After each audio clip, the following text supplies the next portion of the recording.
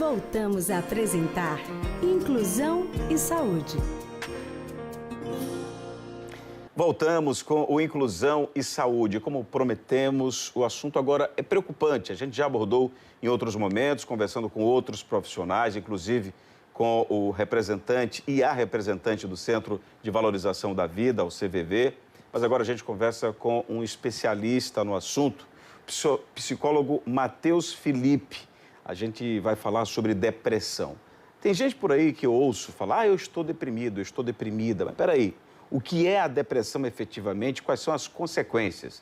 Tem muita gente por aí dando uma de psicólogo, né? E tem que tomar cuidado. Bem-vindo, Matheus. Obrigado pelo convite. Eu tenho que registrar que o Matheus, ele é psicólogo, inclusive já há um tempo na APAE Aracaju, que atende aos assistidos da entidade. Também atua na Ajuclin, ali no bairro Industrial, uma clínica que eu tenho um carinho muito grande, sobretudo abraçando a minha querida Meire, né? A enfermeira, que é a diretora, e o Matheus também tem um trabalho bacana lá, que eu já tomei conhecimento, que é uma equipe multidisciplinar para atender essas pessoas que buscam a clínica. Eu acho que é legal você estar tentando dar uma atenção para um público que tem gente por aí afora que está despreocupada, né? Eu acho que isso faz uma diferença também. Mas tratando do tema efetivamente falando, Matheus, o que a gente pode definir ou quais são os princípios básicos para que a gente diga, olha, fulano está deprimido, fulano tem de fato um problema. Estar mal, não estar, né, muito bem com a vida é uma coisa momentânea, mas até que ponto passa a ser algo preocupante quando a gente vai falar de depressão? Bom, a primeira coisa que a gente precisa ter consciência em relação à depressão é que todos nós passamos por momentos, dificuldades, traumas, sequelas, fim de relacionamento, perda de emprego. E esses episódios na nossa vida, eles trazem alguns eventos emocionais. Então, a tristeza, esse sentimento, esse humor deprimido, ele é natural nessas situações. O que a gente já alerta ou chama a nos atenção é o fato de quando essa tristeza ela permanece, mesmo sem ter um estímulo evidente. Ou seja, quando essas sensações, esses sintomas que nós podemos falar como alteração de uma forma geral, do corpo, como perda de peso, aumento do sono, falta de sono. Então, são alterações extremas. A gente começa a acender uma luz de alerta. E aí a gente precisa fazer uma avaliação. Essa avaliação ela pode ser feita tanto pelo psiquiatra quanto pelo psicólogo, onde nós vamos estar percebendo algumas características que vão estar modificando a conduta do indivíduo no dia a dia. As principais são falta de ânimo para fazer atividades que anteriormente faziam, questões como a pessoa ela tinha uma aptidão no trabalho, ela perde essa aptidão no trabalho, e a família ela é a principal afetada. A família ela precisa compreender esse processo. Então, a família muitas das vezes vai olhar e vai dizer, olha, é um coitado, isso é preguiça, isso não é nada, deixa disso, levanta a cabeça, você não está triste. Então, são situações que a família, muitas das vezes, ela não consegue enxergar.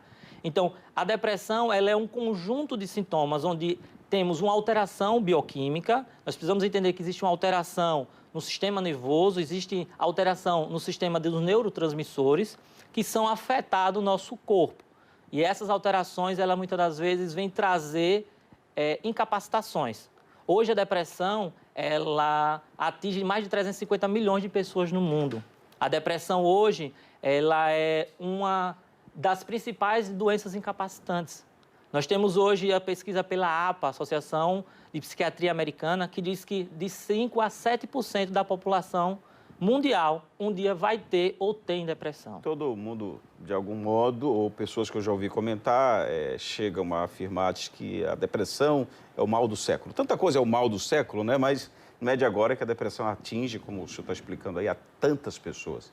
A pergunta é, para que isso seja diagnosticado, só mesmo uma avaliação clínica? Eu queria que o senhor pudesse deixar isso claro. Sim. Vanilson, a avaliação clínica ela é necessária. É necessário a gente ter procura desse profissional.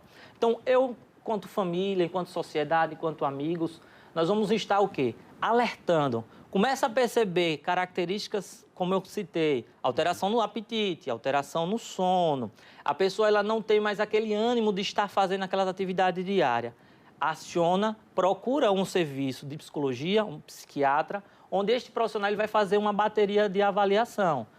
Conduta, e aí a gente vai, de uma forma multidisciplinar, fazer o trabalho mais efetivo.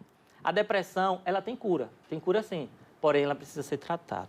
Isso, de caso a caso, vai levar um certo tempo. Sim. Vai variar de acordo com o trauma, né? Porque às vezes eu passei por um desentendimento com o marido ou com o filho, ficou baixo astral e, como o senhor disse, isso se permaneceu por muito tempo, ou perdeu alguém num acidente, uma vítima, pode ser qualquer coisa.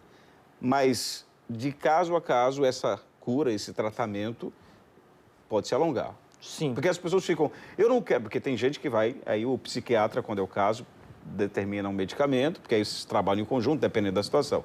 Tem situações, pelo que eu sei, que o psicólogo vai lá e consegue, né, a mente resolve.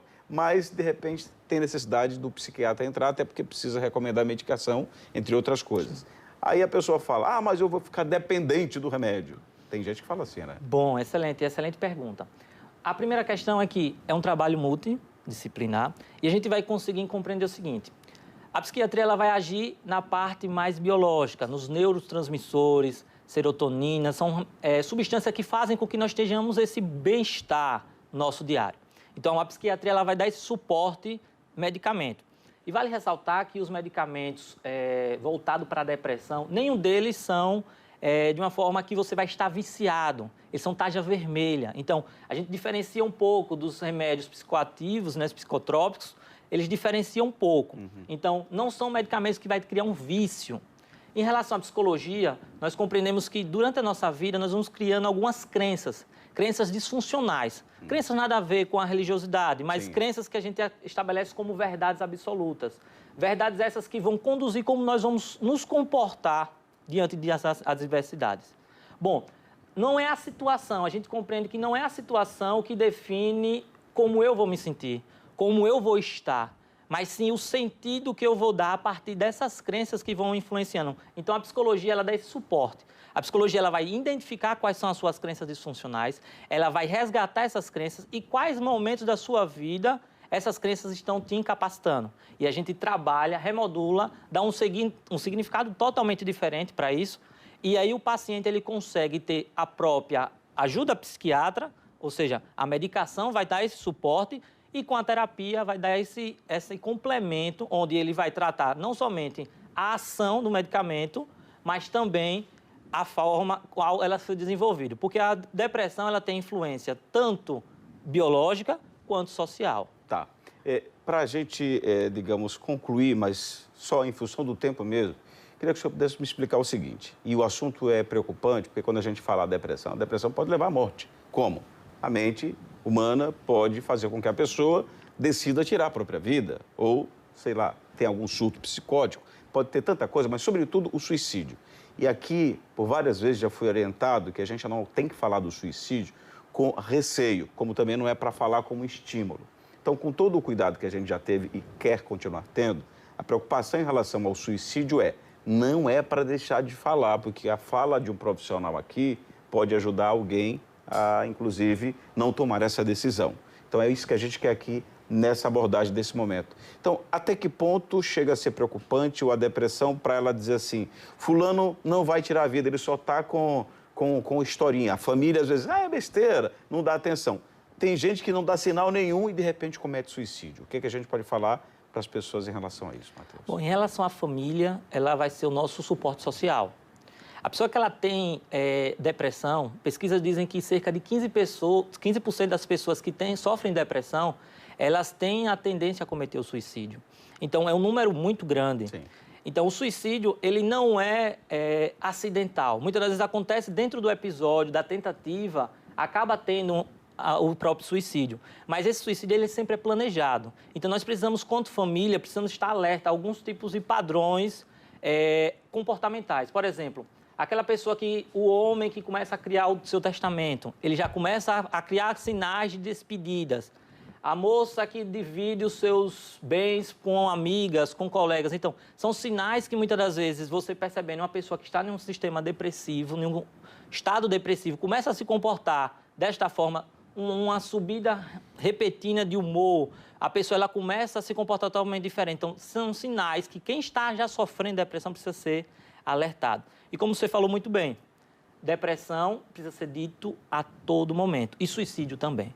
Porque quando você está dialogando com uma pessoa que tem uma ideação suicida, muitas das vezes só esse conversar, essa escuta que nós oferecemos, ela já vai fornecer força ao próprio paciente, a ele ter mais uma sobrevida diante daquela situação que ele está vivenciando. Bom, ideal sempre é, se você precisar, ou você que percebe que alguém na sua família tem essa necessidade, procure um profissional, como é o caso do Matheus, que é psicólogo, mas tantos outros profissionais da área de psicologia. Na APAI Aracaju, o Matheus atende, eu já disse, atende na Ajuclin, que é a clínica ali no bairro industrial, mas sobretudo na APAI é um trabalho diferenciado porque existem vários aspectos a serem avaliados, sobretudo a família. Então, às vezes, o problema nem sempre está no assistido, mas está na lida da família com o assistido. E, às vezes, é a cabeça para lidar com aquela situação. Então, tem muitos aspectos e é uma equipe multidisciplinar que a APAI disponibiliza para cuidar daquelas pessoas que ali vão buscar o serviço gratuito, né? Isso diga-se de passagem. Então, vale a pena o alerta e a gente não vai entrar em outros aspectos aqui, porque tem a questão da depressão infantil, de idosos, enfim. O que eu recomendo, independente de buscar um profissional, é o que eu sempre falo. Sobretudo, você que tem essa ideação suicida, essa perspectiva, ou acha que já viu alguma coisa na mente assim, procure o CVV. Está aqui o telefone, o Centro de Valorização da Vida. Alguém pode, no mínimo, lhe escutar e fazer com que você, de repente, não tome essa iniciativa que, infelizmente, não vai levar a nada. Só quem vai sofrer são as pessoas que vão ficar aqui. Teoricamente, a pessoa pode pensar que vai estar se livrando, mas pode estar criando um problema maior. A gente não vai entrar no mérito da questão, mas caso você tenha uma necessidade, uma emergência nesse sentido, anote esse número aqui, ó, liga para o CVV, Centro de Valorização da Vida. E, claro, obviamente, buscar um profissional da área de psicologia, psiquiatria, que são profissionais capacitados. Obrigado, viu, Matheus? E fique à vontade aí para alguma consideração que você queira fazer. Bom, quero, como foi dito já, agradecer essa oportunidade e dizer que busque um profissional. A gente sabe que existe muito preconceito, cuidar da saúde, mas se eu estou com a dor no estômago, eu procuro um gastro. Se eu estou com um problema cardíaco, eu procuro um cardiologista. E por que não cuidar da nossa saúde mental? Sem dúvida. Então, vamos cuidar daquilo que rege a nossa vida, que é a nossa mente. Obrigado, mais uma vez. Nosso Inclusão e Saúde de hoje fica por aqui. Obrigado mesmo a você pela interação, pela participação. E você continue acompanhando esse programa e tantos outros que a gente colocou e vai continuar colocando no canal da APAI, no YouTube. Procura lá, youtube.com/APAI Aracaju. Também no Instagram, @APAI Aracaju. E no Facebook, facebook.com/APAI Aracaju. Fiquem todos com Deus e até a próxima edição, sempre aos sábados, às 8 da manhã e na segunda-feira, às 9 horas. Até lá, se Deus quiser. Você assistiu Inclusão e Saúde, uma realização APAI de Aracaju.